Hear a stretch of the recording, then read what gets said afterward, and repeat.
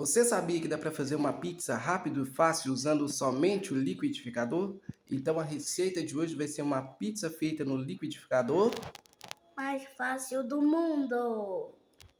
É isso aí. Bora pro preparo? Bora!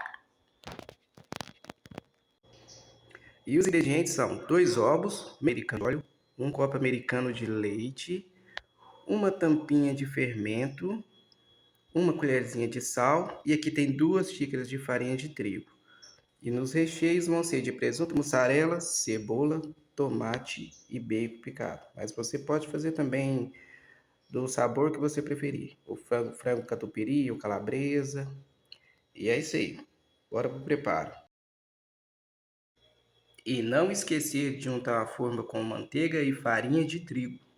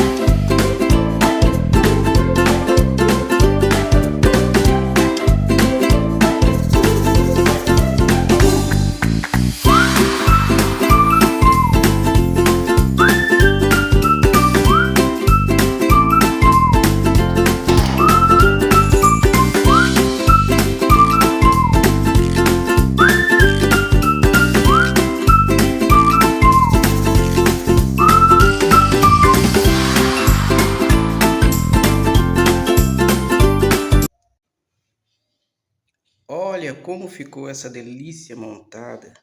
Agora é só ir pro forno e esperar ficar pronto.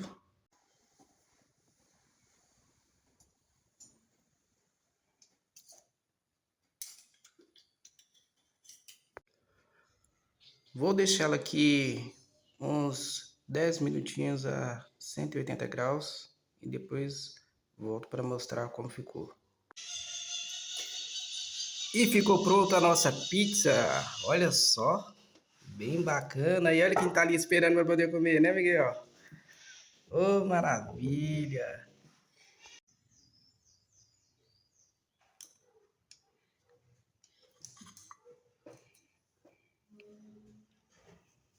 Experimenta aí, Miguel.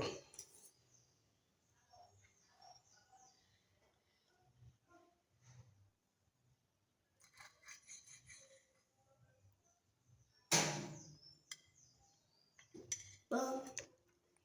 Ficou bom? Me conte aí como você faria sua pizza de liquidificador. Deixe aí nos comentários. E um forte abraço. Até! Tchau.